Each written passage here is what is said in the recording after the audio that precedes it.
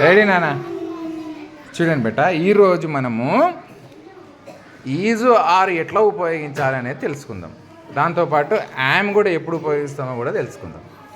మీకు సింపుల్గా చెప్తా చూడండి. ఈజ్ ఎప్పుడు ఉపయోగిస్తామంటే సబ్జెక్ట్ ఒకరే ఉన్నప్పుడు, ఒకటే రాసిన నేను ఇక్కడ, అంటే ఒకరు ఉన్నప్పుడే. హీ ఒకరే, షీ ఒకరే, ఇట్ ఒకటే, దిస్ ఒకటే, దట్ ఒకటే. ఒకటే అనే మీనింగ్ వచ్చినప్పుడు ఈజ్ వస్తుంది. ఒకటి కంటే ఎక్కువ వస్తువులు కానీ మనుషులు కానీ వచ్చినప్పుడు ఆర్ వస్తుంది. యు అంటే ఒకటి ఉండొచ్చు, ఒకటి కన్నా ఎక్కువ ఉండవచ్చు. ఉయ్ అంటే ఎంతమంది? ఒకటి కంటే ఎక్కువ. దే అంటే కూడా ఒకటి కంటే ఎక్కువ. దీస్ అంటే కూడా ఒకటి కంటే ఎక్కువ. దోస్ అంటే కూడా ఒకటి కంటే ఎక్కువ. ఇట్లా ఒకటి కంటే ఒకటి ఎక్కువ వచ్చినప్పుడు ఆరు ఉపయోగిస్తాం. వీటికి ఇవి తెలవాలంటే ముందు ఏకవచనం బహువచనం మీకు తెలవాలి. చూడండి, క్యారెట్, క్యారెట్స్, సింగులర్ ప్లూరల్, ఒకటి ఒకటి కంటే ఎక్కువ. ఒక క్యారెట్ ఉంటే ఏమంటారు? క్యారెట్ అంటారు. తెలుగులో ఎక్కువ ఉంటే ఏమంటారు? తెలుగులో కన్ను, రెండు కన్నులు ఉంటే ఏమంటారు? కండ్లు. Very good. చెట్టు, అట్లా. Carrot, carrots. Tomato, tomatoes. Mango, mangoes. Elephant, elephant. Lion, lions. Pen, pens. Cat, cats. Dog, dogs. Horse, horses. Eraser, erasers. That, those. Is, are. This, these.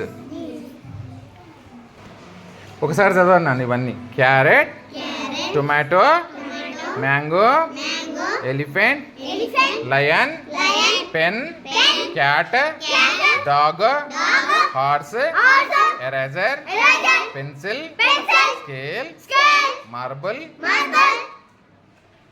షార్పెనర్, car, colour, jeep, book, boat, tree. వీటి బహువచనాలు చూడండి.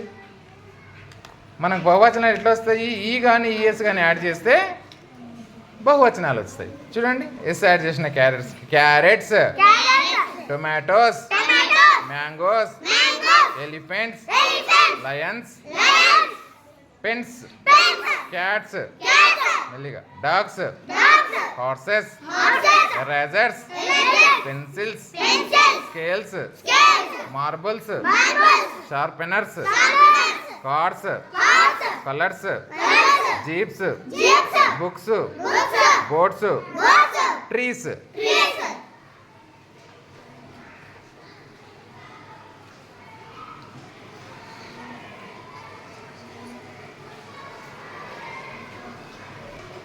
ఇక్కడ ఎన్ని ఉన్నాయి నాన్న కుక్కలు?